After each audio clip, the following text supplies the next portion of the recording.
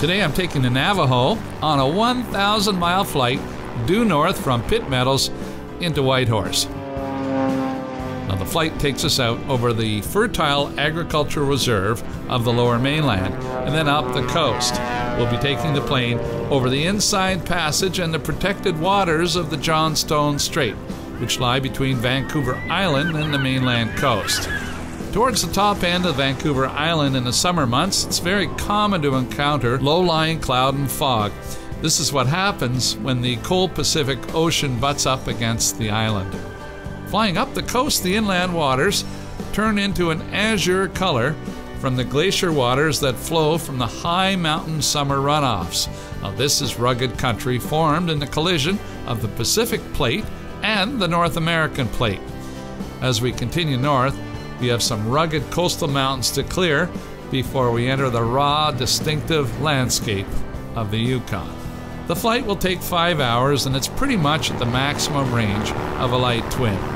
Our destination is the capital of the Yukon, Whitehorse, where living is different from anywhere else in Canada. And it is this week's West Coast Escapes lifestyle segment.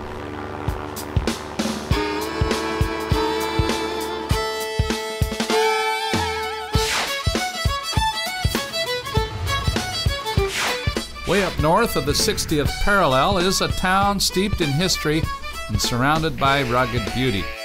The town of Whitehorse is my favorite town north of the 60th. This is an eclectic place filled with miners, artisans, and 20-something adventurers and retirees that have come up here to taste the history of Canada's gold rush. There are two ways to get here. You can come by car, but to me, it makes more sense to hop in a jet and come up here in 2.5 hours and then rent a car and see the country.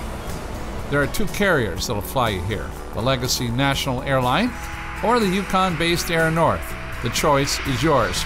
Air North is a supporter of this TV series. Whitehorse is the capital city of the Yukon. It's a modern, bustling city of 25,000 people. Now, it got its name back in 1898, and there was a set of rapids up here. It was quite white and frothy, and it reminded people of the white manes of horses. So what happened was they called it Whitehorse. In 1900, they put a railway through from here all the way down to Skagway, and it became the modern railhead of this new transportation line that was there when tens of thousands of miners needed supplies coming up here in the gold rush.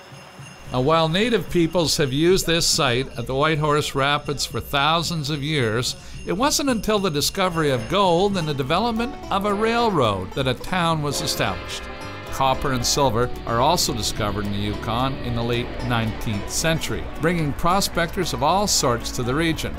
The stuff is lying around everywhere up here, mainly because much of this area, strangely, was never glaciated and scraped clean like the rest of Canada.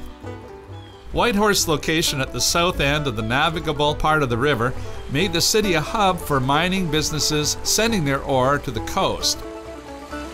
Now, sternwheelers were used to run cargo and passengers from the northern mining districts down the Yukon River to the rail terminal and warehouse.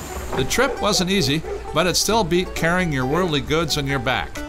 These steam-powered boats were fed by wood from the river banks and ran all the way up until 1950, when an all-season road to Mayo Mining District was completed.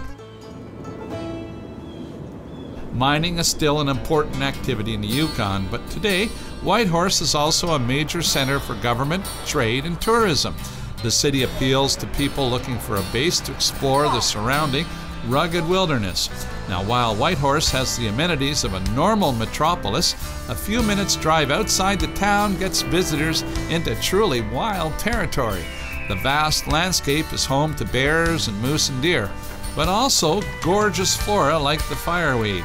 The stunning scenery has inspired poets and painters and may just inspire you too. There's plenty to do here on any budget. If you have an adventuresome spirit, try mountain biking or backcountry camping. For those looking for a more mild rush, canoeing, kayaking, or walking along nearby lakes and rivers are the right speed. History buffs may want to check out the various museums and heritage sites that bring Whitehorse's colorful past to life. In the summer, up to 24 hours of sunlight add a thrill late night hiking or golfing. Regardless of the activity you choose, you'll find friendly locals to help guide you.